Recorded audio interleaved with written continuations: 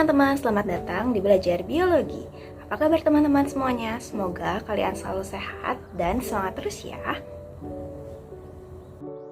Pada video pembelajaran sebelumnya, kita sudah mempelajari tentang pertahanan tubuh non-spesifik eksternal atau pertahanan tubuh lapis pertama. Pada sistem pertahanan lapis pertama, bagian-bagian tubuh yang bekerja adalah kulit, rambut hidung, membran mukosa, silia, dan cairan antimikroorganisme seperti air mata. Pada video pembelajaran kali ini, kita akan membahas sistem pertahanan lapis kedua, yaitu respons peradangan atau inflamasi. Apakah kalian pernah tertusuk paku di kaki atau tersayat lembaran kertas? Atau mengalami lecet karena jatuh dari sepeda? Bagaimana ya cara tubuh kita mengatasi begitu banyak patogen seperti bakteri, virus, atau zat-zat yang lainnya yang dapat masuk ke tubuh kita melalui luka-luka tersebut?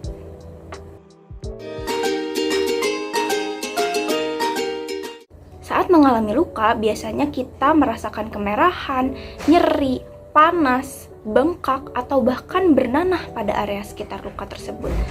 Peristiwa tersebut dinamakan inflamasi.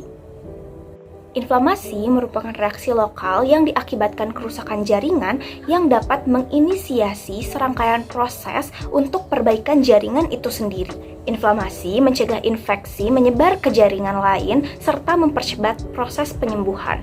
Reaksi tersebut juga merupakan sebagai sinyal adanya bahaya dan sebagai perintah agar sel darah putih melakukan fagositosis. Bagaimana proses inflamasi dapat melawan patogen yang masuk ke dalam tubuh? Nah, mari kita pelajari. Misalnya, saat kita memiliki luka terbuka di kulit, patogen dari luar tubuh seperti bakteri dapat masuk ke dalam kulit kita.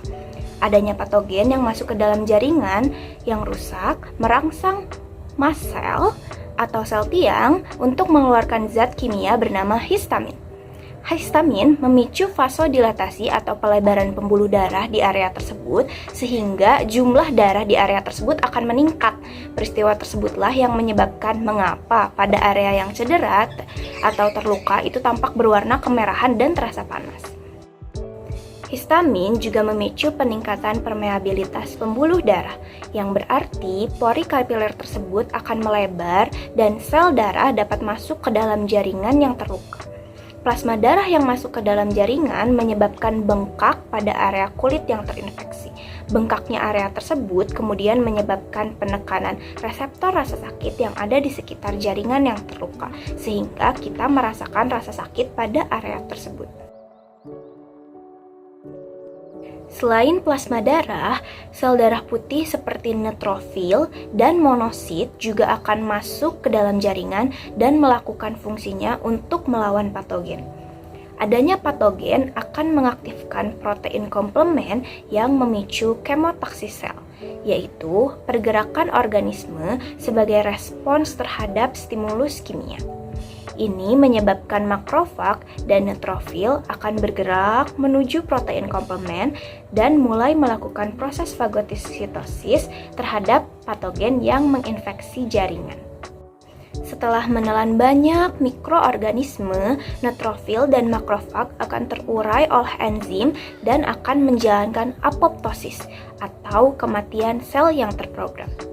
Sel darah putih, sel jaringan yang mati, dan berbagai cairan tubuh tersebut akan membentuk nanah, yaitu cairan kental berwarna putih kekuningan yang biasanya muncul pada area luka.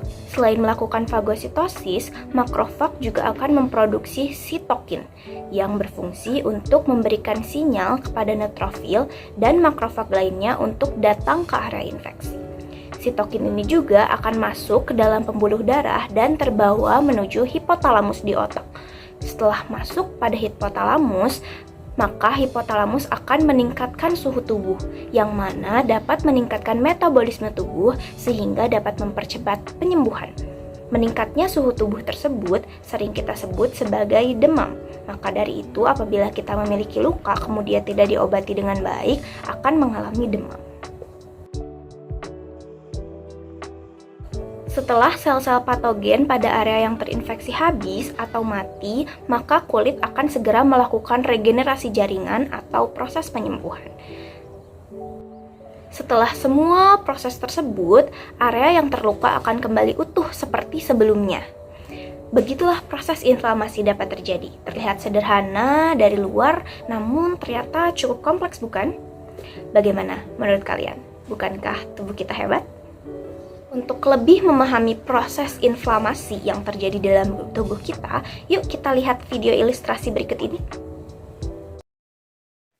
Inflammation is a local immune response to tissue injury or infection, experienced as heat, redness, edema, pain, and loss of function. Immediately after injury, inflammation begins with brief vasoconstriction of the local blood vessels to reduce blood loss and formation of a clot to stop the bleeding. Then, stimulated by cell injury and death, local cells release vasoactive chemicals, such as prostaglandins and histamine, to dilate local blood vessels, leading to increased blood flow to the area. These chemicals also cause endothelial cells in small blood vessels to contract, opening spaces between them. This increased capillary permeability allows fluids and proteins to pass from the blood into the tissue. Next, during a multi-stage process called chemotaxis, circulating immune cells, called neutrophils, move out of the blood vessels to the site of injury and destroy pathogens and damaged cells. Chemotaxis begins when cells at the injury site release messenger molecules called chemoattractants, which cause local endothelial cells and circulating neutrophils to stick together. Next, in a process called diapedesis, neutrophils squeeze through the endothelial gaps. The neutrophils migrate to the injury site by following a chemotactic gradient. Upon arrival, the neutrophils encounter bacteria, engulf them, and digest them in a process called phagocytosis. After destruction of the bacteria and removal of cellular waste, tissue repair begins when locally produced growth factors cause local fibroblasts to begin dividing rapidly and secreting large quantities of collagen to reinforce the wound. Anti-inflammatory drugs inhibit inflammation by blocking production of inflammatory chemicals. The most common drugs for inflammation are non-steroidal anti-inflammatory drugs, or NSAIDs, such as aspirin and ibuprofen. They contain an enzyme called cyclooxygenase, or COX, that inhibits the production of prostaglandins and several other inflammatory chemicals, thus reducing vasodilation, edema, and pain associated with inflammation.